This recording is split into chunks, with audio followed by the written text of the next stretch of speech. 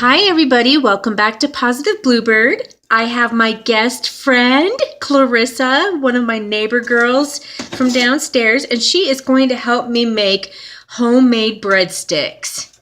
Are you ready, Clarissa?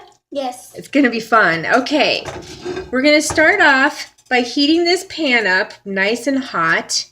Okay, and then we're going to turn the heat down a little bit on the stove to medium.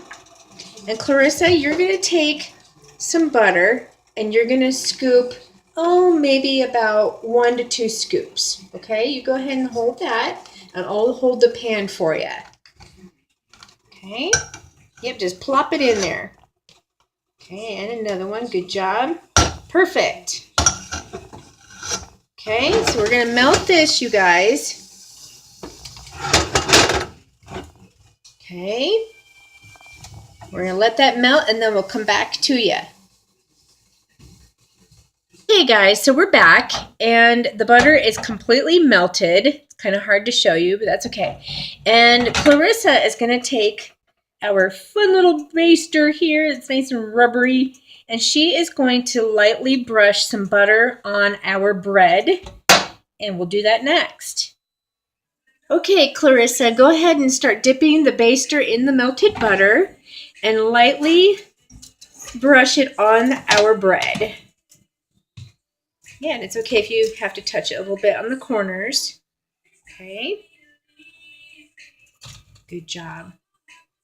And while she's doing that, I'm going to prepare our garlic salt.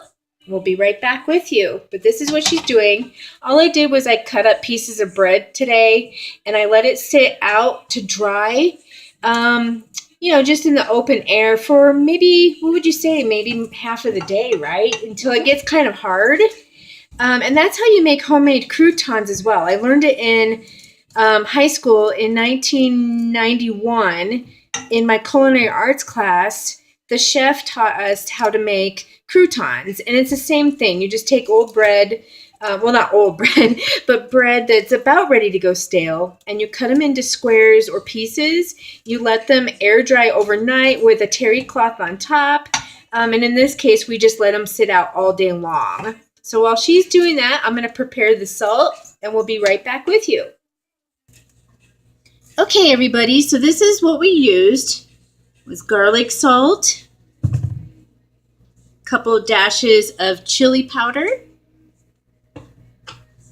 and a couple dashes of parsley flakes. And then we combined them all into a little container. Clarissa's shaking it up, and we're going to sprinkle it on our nicely buttered bread, and we'll be right back.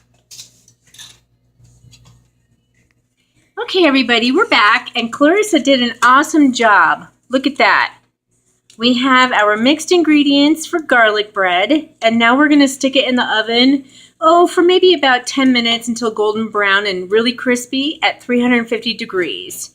And while we're making this video, we might as well get started on making our homemade candy.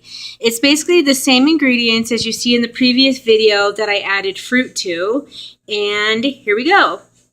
Everybody, welcome back. Clarissa is going to start with pouring the ingredients in here to make our homemade candy. It's old-fashioned candy. And she's going to add 1 cup of water, half a cup of sugar, and 1 cup or maybe half a cup of jelly. And you can use any kind of jelly that you want. And what you're going to do, or what she's going to do, is you're going to stir it until it's really, really boiling and bubbling over. And then you remove it from the heat and let it stand, maybe about half an hour, and or until it cools down. And then you'll have your hard candy. And you just kind of use a spoon, scoop it out of the container, and it'll be kind of gooey like butterscotch or caramel, but it's old-fashioned candy. So we're going to get started with that, and we will show you the aftermath in a little bit. And while that's happening, I smell the garlic bread too. Can you smell it, Clarissa? Yes. It's smelling great. All right, we'll be back. Hey everybody, welcome back.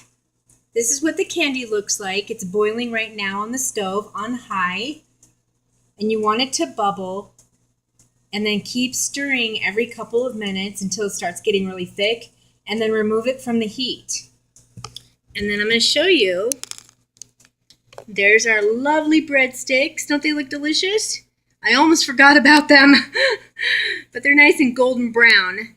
And you could even cut them into pieces and serve them on salad as croutons. All right, guys, I hope you like this video. But anyway, I'll show you real quick what it's going to look like for the candy, because I made some last night. You just scoop it. Once it's cooling down, just quickly put it into a container and then refrigerate it. And the next day, if you want a little bit of this as like a sugar rush, or you need some sugar, you can tell I've already had way too much. Anyway, let this sit out on your countertop for a little bit, and then take a spoon and pry a little bit on your spoon, and a little bit goes a long way. Yeah, I've had a little too much. All right, guys, that's it for today. If you like this video, please like and subscribe. And I will talk to y'all later. Peace out. Stay positive.